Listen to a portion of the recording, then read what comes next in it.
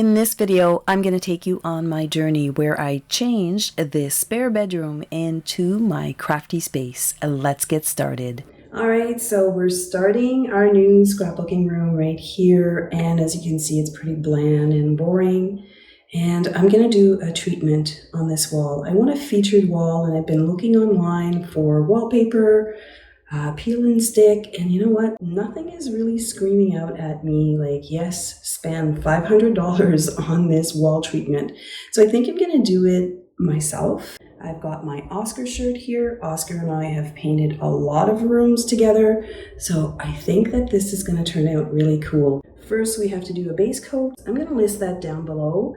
It is not white. It's a little bit of an off-white on the gray side. And I just think that's a little bit warmer than white. All the furniture that's coming up here is going to be white, so I needed a bit of a contrast. So we're going to start doing this wall, and I'll take you along for the ride. All right, so let's go through all the materials I'll be using to do my featured wall. Now, what I'm trying to achieve is a kind of combination between an ombre wall and brush strokes. So I did pull out this brush. It's very old. And the intent here is just to really fan out and make it really nice and thin.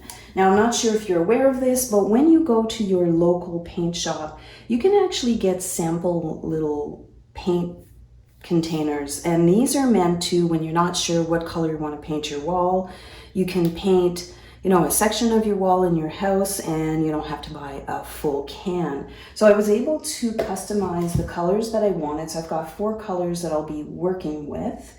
And then I was waiting to get this in. Now for me here, this was a little bit harder to get, but I finally got it.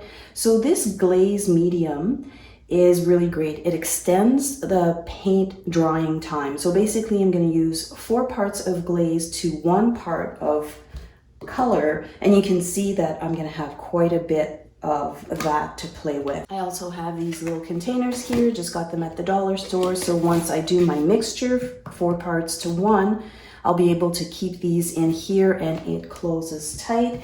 I will be masking off all of the baseboards. I anticipate this is going to be a little messy and runny. Got a couple of gloves. We'll talk about the chalk in a second. And you know what? The hardest part was to get a t-shirt from my husband. Like, he probably has 500 of them. I was able to score this one because there's nothing on it. So t-shirt material is really good to rub on your paint, and the used t-shirts, like if you buy a brand new one, it hasn't been seasoned. So if you can grab a t-shirt that you don't like, that's going to help you along. Now for the chalk right here, do you see that chalk line? So I did a few faint white chalk lines where I want to do my ombre slash brush strokes.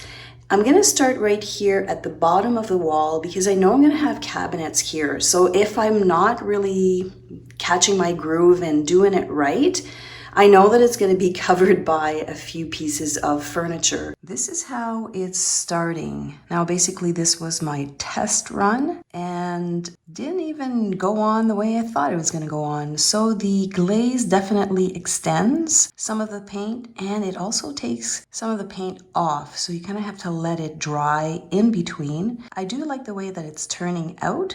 So I'm going to have to start doing the top because my idea was just to do kind of like a swag at the top. I don't want to do the entire wall, and most of this will be hidden by a bookcase right here. Highly recommend you do a test.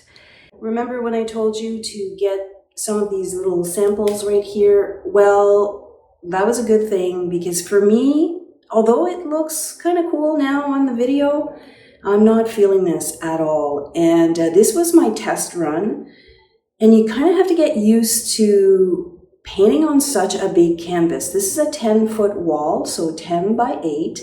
And you can see a lot of videos online and they're just going for it. And you know what? You really do have to just go for it and find your groove. Now, it kind of looks cool here, but I'm doing it at the top of my wall, fading into white. And I had 4 different colors. I think that was a little bit too much. Like, if you're not seasoned and you haven't done this before, maybe stick to 2 colors and then you can mix the 2 and create your 3rd color for a nicer blend. I'm gonna repaint this wall here and we're gonna go with a kind of a white base. And the rest of the room is gonna have the accent color, and I will list those down below. I'm gonna give this another go because this is not gonna be a one and done. You're gonna have to practice. And yes, you could practice on a piece of drywall and all of that, but like anybody else, I just wanna get this painted. I wanna move into my scrapbooking room, and this is preventing me from doing everything else. So we're gonna paint the room again. We're gonna start over again. Hopefully I'll be happier with my take 2. We'll see. I basically started over for 2 reasons. 1, I didn't like the color, it was too bright. I didn't need that glaze. And 2, when I did my second attempt, I did not like the color again. Well, here we are months later, and as you can see, my wall is back to white. And I'm gonna try again. I just wanted you to kind of get an appreciation to the journey that it took to get this wall to be a featured wall. And at this point, I'm not even sure if it's gonna be a featured wall, but I'm gonna give it one last try. And then I am going to just paint the wall the rest of the base color. Now, let me show you my prep for attempt number 3. For attempt number 3, I've got 3 trays here and 3 colors, 3 paintbrushes. I still want to do the base of this wall. Let me zoom out for you in white. And then the top is going to be a brush stroke because I don't think I'm going to achieve an ombre look, but who knows. From the top to the bottom, and definitely separating your colors, having separate paintbrushes seems to be the way to go, but I'm not sure at this point. So let's see if attempt number 3 is gonna work. All right, so here goes nothing. This is the mixture of the white and this color here on the wall. And I'm just gonna go, I've got my lines here, and I'm just gonna go the width of the roller just to give me a base, like so. And then I'm gonna go in and I'm gonna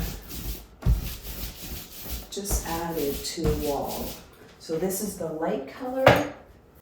And then here to add the 2, or to start fading this in, I'm gonna take a dry brush and I'm going to just fan it down. And you see how it's blending nicely because the colors are light. I'm going to take that to the side. And then I'm going to take a little bit of this wall color here. I'm going to add a little bit of paint. So I added just a tiny bit of that white, and I am going to brush that up. And it's definitely a dry brush, like I'm trying to go as dry as possible. And I'm gonna have to let that dry and see what it looks like. So for the next color, we're gonna do the mid-tone. So this is the mid color, which is actually the base color of this room. And then we're gonna fan the 2 together. Now remember that paint dries darker, so you're probably not gonna see the effect right now. So this is the darkest shade right here. You're probably gonna see this more. So I'm gonna go ahead here.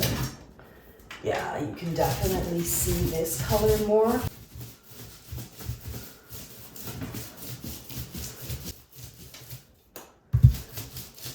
Right, so I'm definitely gonna have to go up here and cut into the ceiling. But let's try and fan this in.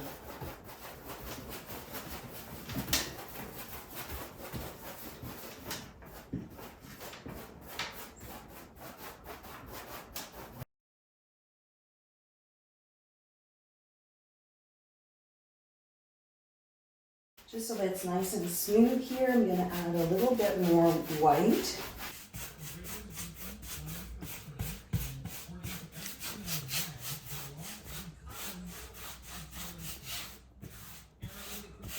So I'm going to continue on. I hope this is going to work. I'm going to fan out a little bit of the color here.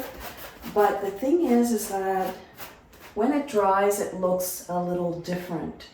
So I'm going to fan out and I'm going to bring down a little bit of the dark and I'm going to trim the top and we're going to go clear across and we'll see what it looks like.